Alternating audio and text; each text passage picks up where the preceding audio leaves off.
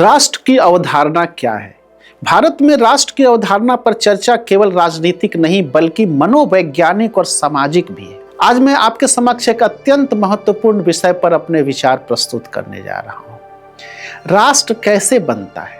सदियों से लोग यह समझने का प्रयास करते रहे हैं कि आखिर राष्ट्र क्या है। क्या केवल एक भूभाग में रहने वाले लोग राष्ट्र कहलाते हैं? क्या एक भाषा बोलने वाले लोग राष्ट्र बन जाते हैं? क्या समान धर्म, समान जाति, समान परंपरा या समान संस्कृति ही राष्ट्र का आधार है? यदि ऐसा होता तो संसार का इतिहास कुछ और ही होता।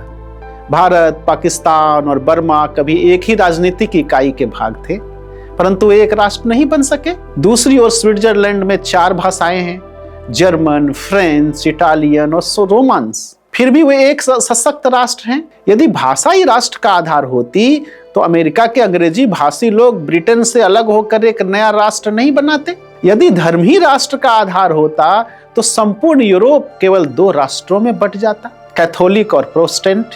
लेकिन ऐसा नहीं हुआ। यदि रक्त और जाति ही राष्ट्र का आधार होते तो स्कैंडिनेविया और आइबेरिया के लोग अलग अलग राष्ट्रों में विभाजित नहीं होते। स्पष्ट है कि राष्ट्र का निर्माण केवल बाहरी तत्वों से नहीं होता।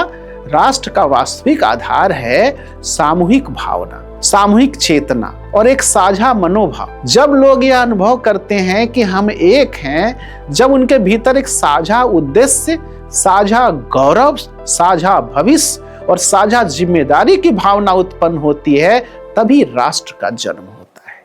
राष्ट्र मिट्टी का टुकड़ा नहीं है।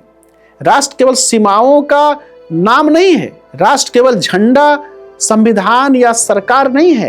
राष्ट्र है लोगों के हृदय की एकता। यदि लोगों के मन विभाजित हों तो एक देश होते हुए भी राष्ट्र नहीं बन सकता, और यदि लोगों के मन एक हों तो अनेक भाषाएं और विविध संस्कृतियां होते हुए भी एक महान राष्ट्र बन सकता है। भारत इसका सर्वोत्तम उदाहरण है। यहाँ सैकड़ों भाषाएं हैं, अनेक परंपराएं हैं, विभिन्न धर्म हैं जिसको मजहब कहते हैं, विविध पहनावे और खान पान है। फिर भी हजारों वर्षों से भारत की आत्मा एक रही है। हमारी विविधता हमारी कमजोरी नहीं बल्कि हमारी शक्ति है। भारत ने हमेशा वसुधैव कुटुंबकम का संदेश दिया। भारत ने मानवता को सिखाया कि एकता समानता से नहीं बल्कि समन्वय से आती है।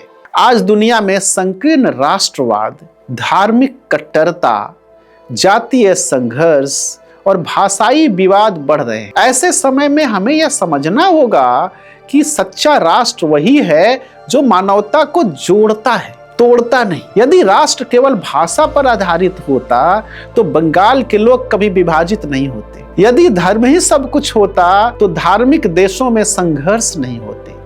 यदि जाति ही सब कुछ होती तो मानव समाज कभी आगे नहीं बढ़ता। इसलिए हमें बाहरी भेदों से ऊपर उठकर मानवता की एकता को स्वीकार करना होगा। सच्चा राष्ट्र वही है जहां लोगों के भीतर परस्पर प्रेम हो, जहां न्याय हो, जहां सम्मान हो, जहां सबको समान अवसर मिले, जहां प्रत्येक व्यक्ति यह अनुभव करे कि यह देश मेरा है और मैं इस देश का हूं। आज आवश्यकता है ऐसे राष्ट्र भाव की जो संकीर्णता से ऊपर उठे, जो मानव समाज को जोड़ने का कार्य करे, जो केवल राजनीतिक सीमाओं तक सीमित न रहे बल्कि संपूर्ण मानवता को एक परिवार के रूप में देखे। आइए हम ऐसा राष्ट्र निर्माण करें जहां भाषा भेद का कारण न बने, जहां धर्म संघर्ष का कारण न बने, जहां जाति विभाजन का कारण न बने, बल्कि सभी मिलकर एक महान मानव